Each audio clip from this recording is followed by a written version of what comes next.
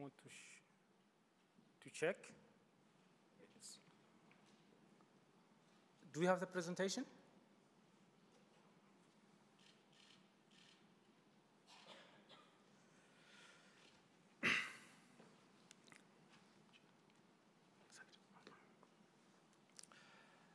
Mesdames et messieurs, je suis heureux de pouvoir vous informer sur mon pays natal, la Mauritanie. Après l'Islam, le Pakistan et l'Iran, la Mauritanie est le troisième pays au monde qui se définit par République islamique. Mais c'est un leurre, un mensonge. En réalité, ce pays, la Mauritanie, n'est rien d'islamique.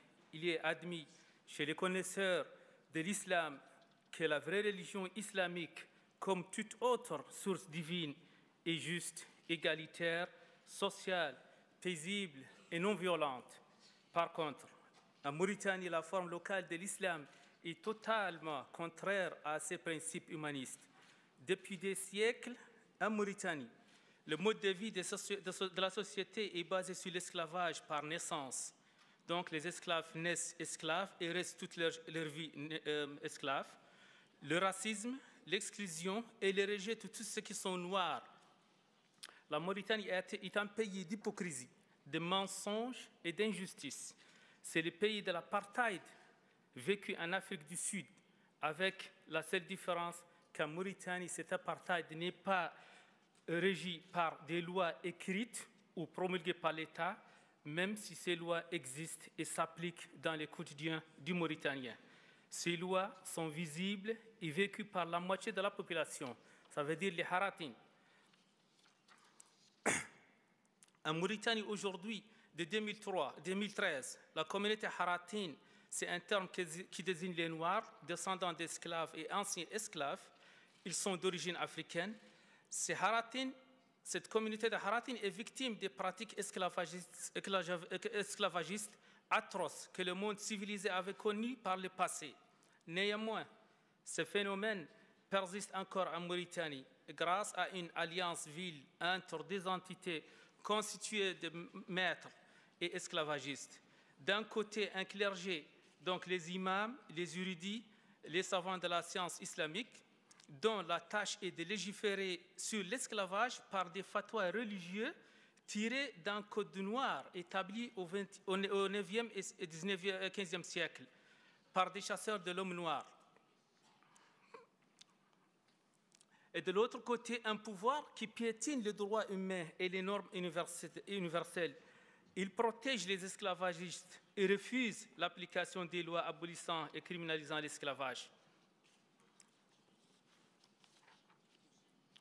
Mesdames et messieurs, excusez-moi de vous donner un goût amer de ce que le code noir esclavagiste avait défini et que le clergé en Mauritanie défend aujourd'hui par toutes ses forces. Le clergé est soutenu par les autorités du pays.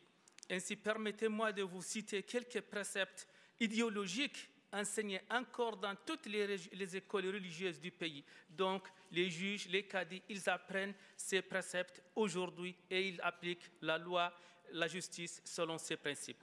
Le premier, il dit que l'esclave est la propriété du maître. Ça veut dire l'esclave, c'est le patrimoine, c'est l'héritage du maître. Le deuxième, l'esclavage se transmet par naissance. Donc, c'est la mère qui donne le statut d'esclave à son fils, à ses filles. Troisièmement, un précepte qui dit « La femme esclave doit entretenir son maître par son corps. Donc, elle doit être disponible à accepter ce que le maître veut d'elle. Donc, abuser d'elle sexuellement quand il veut et comment il veut. » Le maître est permis de vendre et acheter les esclaves ou complet, il peut le vendre ou l'acheter complet, ou bien il peut acheter ou vendre seulement une partie de cette personne. Donc, un bras ou une jambe dans l'esclave peut être vendu à un autre. Ça, c'est le droit islamique qui existe en Mauritanie et qui s'applique aujourd'hui encore en Mauritanie. La femme esclave ne doit pas couvrir son corps devant le regard de son maître. Donc, si le maître exige de son esclave de rester nu devant lui, c'est permis. Le maître a son droit sur cette femme dans ces cas. Un autre qui dit que l'enfer est promis à l'esclave qui n'obéit pas à son maître. Ça, c'est la religion mauritanienne.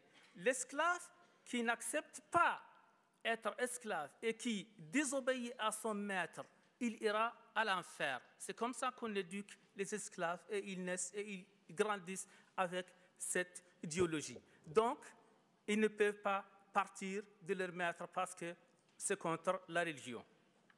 Le maître peut vendre ou marier son esclave à qui il veut. Le maître, c'est lui qui décide aux esclaves quand et comment ils vont se marier. S'ils refusent ce mariage, il n'y aura pas de mariage. Le maître peut également mettre fin au mariage de son esclave chaque fois qu'il le souhaite. Ça veut dire que si une esclave est mariée ou un esclave est marié, un jour, le maître dit « ce mariage ne me plaît pas, je vais l'arrêter », il peut l'arrêter. C'est permis dans la religion qui existe en Mauritanie. C'est une religion dite islamique. L'interdiction pour les esclaves et descendants d'esclaves de diriger la prière. Les esclaves n'ont pas le droit de diriger aucun rite religieux. Ça veut dire la prière, ce qui est plus important dans l'islam. Le maître peut à tout moment entretenir des rapports sexuels avec sa femme du genre féminin. Donc, il peut abuser de son esclave quand il veut et comment il veut. Ça, c'est la religion qui existe en Mauritanie et enseignée encore dans les écoles mauritaniennes. Mesdames et messieurs, ma présence devant vous aujourd'hui est le résultat d'une histoire exceptionnelle et singulière en Mauritanie. Malgré que je suis mauritanien, fils d'anciens esclaves, j'ai eu la chance d'être enseigné, d'être formé dans de grandes écoles allemandes. En effet, c'est grâce à mon père. Il est illettré, donc il ne peut pas lire, il ne peut pas écrire, né de parents esclaves lui-même, qui avait refusé la soumission à l'esclavage dès son jeune âge. Sa rébellion contre ses maîtres lui a valu la liberté. Donc il a été affranchi parce qu'il a refusé la soumission. Il faut l'affranchir pour pouvoir le contrôler. C'est une méthode aussi qui existe en Mauritanie. Si un esclave refuse ou rebelle, on lui donne sa liberté, comme ça on va le gagner en tant que membre de famille. On va le désigner comme ne plus esclave, mais il est affranchi, mais il est membre d'esclave, mais on va l'utiliser en tant qu'esclave. C'est ce qui a été fait avec mon père. Après, en 1975, il a dirigé un soulèvement d'esclaves dans son village. Et en 1980, il a libéré cette communauté de Haratines qui faisait à peu près 300 familles d'esclaves dans son village. Je me rappelle encore de cette journée historique de 1975 où la communauté des maîtres avait refusé des enfants d'esclaves dans la nouvelle et unique école du village, arguant que leur éducation est contraire à la religion et coutume de la société mauritanienne. Mon père, alors, n'avait pas réussi à convaincre les esclaves d'envoyer leurs enfants dans l'école. C'est ainsi que seulement moi, ma sœur et des cousins ont été admis à l'école avec le fils des maîtres. C'est comme ça que j'ai eu la chance de pouvoir suivre mes études et à la fin venir ici en Europe faire mes études universitaires. Je peux voir quelque chose à boire, s'il vous plaît? De l'eau. Water.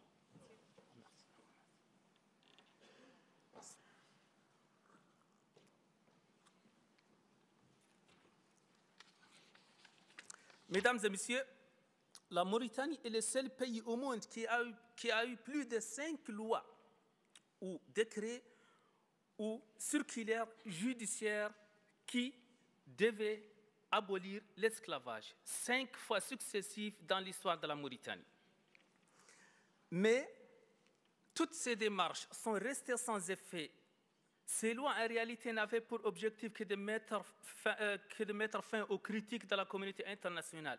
Donc, pour polir l'image de la Mauritanie à l'extérieur. Jamais, avec ces lois, la Mauritanie espère seulement sauver son image extérieure, mais jamais la mise en application de ces lois.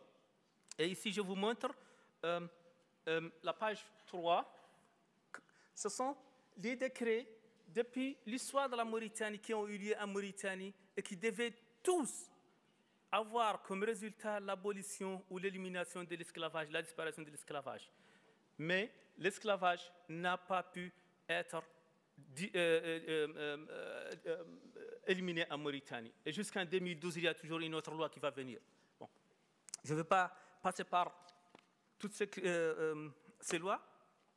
Aujourd'hui, en Mauritanie, l'esclavage touche environ 20% de la population, ce qui veut dire à peu près 600 000 de la communauté haratine vivent encore aujourd'hui sous l'esclavage, les pratiques de l'esclavage. Et c'est la vie directe qui sont en contact, qui sont esclaves. Il y a indirect et indirect, des gens qui sont touchés direct et indirect, mais c'est 600 000, 20% de la population, ils vivent encore dans l'esclavage en Mauritanie. En premier lieu, ce sont les enfants et les femmes qui sont victimes de ces pratiques, parce que ce sont les plus faibles, parce qu'eux, ils ne sont pas protégés, ils ne peuvent pas fuir. Notre ONG a découvert des centaines de cas d'esclavage avérés entre 2010 et 2012. Mais tous ces dossiers que nous avons apportés devant la justice ont été classés sans suite, parce que les autorités, ils disent toujours, c'est un cas d'esclavage. Non, c'est un cas de parents, c'est un cas de famille, parce qu'ils considèrent le rapport entre les esclaves et les maîtres, c'est un rapport familial et n'a rien à voir avec l'esclavage. Ces cas sont tous classés sans suite. Les 10 derniers cas que nous avons découverts, ils ont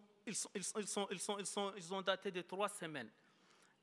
Le dernier cas où on a eu un petit succès, on avait mis une femme en prison pendant 2 semaines, 3 semaines. Hier, a été libérée sous la pression d'un frère, d'un cousin, d'un parent, d'un ami au président, parce qu'elle venait d'un village d'un grand général qui est l'ami du président, et toute la population a fait une démonstration et ils ont dit, si vous ne nous libérez pas notre femme, nous allons faire des désordres. Et le général, il a appelé le président pour lui dire, mon cher, mon village va faire une rébellion, libérer la femme, et la femme a été libérée.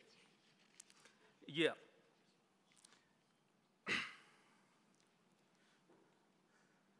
Ça, c'est les enfants que ce sont des cas d'esclavage que nous avons portés devant la justice et que vous allez remarquer que ce sont des enfants et des femmes de 10 ans, 14 ans, jusqu'à la fin. Et ils sont tous encore devant la justice. Depuis l'indépendance de la Mauritanie en 1960, les régimes qui sont succédés en Mauritanie ont tous nié la présence de l'esclavage dans ce pays. Les défenseurs de l'homme, les défenseurs des droits de l'homme ont été poursuivis et persécutés. Avec la fin de la dictature en 2005, un espoir d'amélioration de la situation a été enregistré. D'un jour à l'autre, c'est toute la Mauritanie qui parlait de l'esclavage, qui demandait la justice et l'égalité. C'est ainsi que la loi criminalisant l'esclavage a été promulguée en 2007.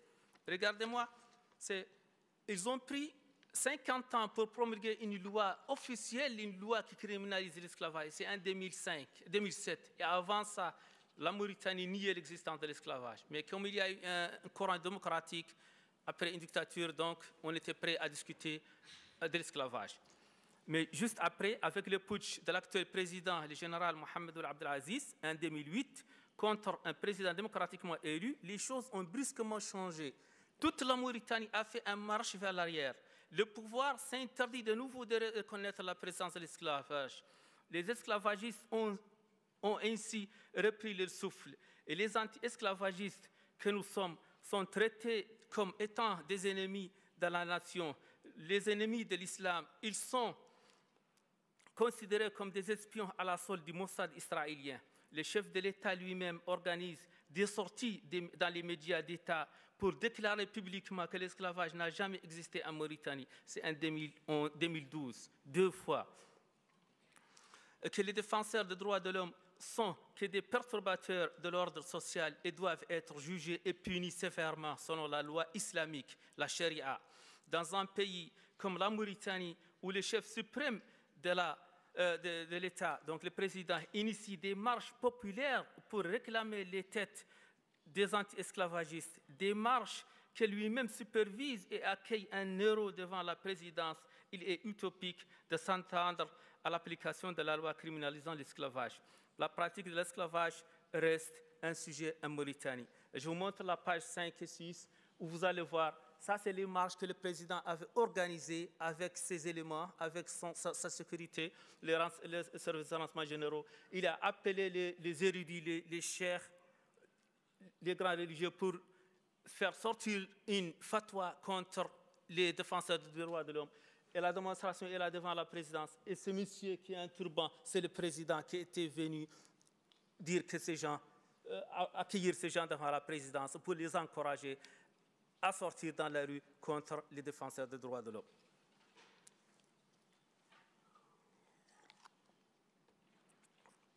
La Mauritanie, c'est un pays de racisme. Mesdames et messieurs, pour illustrer le racisme contre les Noirs en Mauritanie, référez-vous aux nominations des cadres et personnels du pays dans l'ensemble de l'institution. Donc, les nominations dans l'administration, le gouvernement, la diplomatie, l'armée, la sécurité, la police et les sociétés publiques. Et dans tous les cas, sans exception, c'est un seul groupe ethnique, en l'occurrence les Beydans, donc les Arabo-Berbères, qui est représenté majoritairement à plus de 80%. L'homme noir, lui, se contentera souvent des postes sans importance et les charges pénibles. Et ici, je vous montre les nominations. Ça, c'est la population. Bon, voilà, ça, c'est le nombre de nominations des cadres, du ministre jusqu'au secrétaire, jusqu'au directeur. Ça, c'est pour 2012 seulement. À peu près 200 nominations. Et vous voyez la répartition des pourcentages. Les Arabo-Berbères, théoriquement, ils ne font que 20%, 25%. Mais ils ont la part de 80% de la nomination. Les Haratines, ce sont les esclaves et anciens esclaves. Ils ne dépassent même pas 10%. Et les autres négro-africains, les Wolofs et les Soniques, le reste, c'est pour eux. Et c'est une équation qui est adoptée par la Mauritanie depuis toujours et elle reste toujours comme ça. Et l'État n'a jamais travaillé autrement et il veut garder les choses comme ça. Garder les Noirs, les Mauritaniens noirs, les esclaves et les anciens esclaves non représentés aux commandes du pays. Et il suppose que ces 20% représentent en réalité 20 à 25% du pays. Le régime de la Mauritanie a également entrepris une stratégie dans le système éducatif qui a pour but de garder les Haratines dans l'ignorance. Les zones habitées majoritairement par les Haratines ne bénéficient d'aucune attention des autorités. Les enseignants, souvent de la communauté des maîtres esclavagistes, abandonnent les écoles dès l'ouverture scolaire. Ils ne sont jamais sanctionnés par l'État. Les esclavagistes, eux, ils inscrivent leurs enfants dans les écoles privées, les établissements privés, ou bien dans des écoles d'élite où les enfants des pauvres n'y accèdent pas. Le résultat de ce système éducatif discriminatoire est que seulement les enfants arabo-berbères accèdent aux études universitaires et formeront les cadres prochains pour la gestion du pays. Et c'est voulu parce qu'ils savent que les Haratines, les esclaves, les pauvres, quand ils sont éduqués, ils vont se libérer. Donc, il faut les garder ignorants et il ne faut pas les éduquer. Et c'est ce que le système a instauré depuis longtemps. Et si vous voyez ici, depuis 1960, c'est l'indépendance de la Mauritanie. Jusqu'à aujourd'hui, les Beydans, il était, lorsque la France a donné l'indépendance de la Mauritanie, il était à 40% au pouvoir. Aujourd'hui, ils maîtrisent le pouvoir à toutes les échelles. Les Noirs, ils étaient, les Négro-Africains, c'était qui étaient aux commandes du pays. Aujourd'hui, ils sont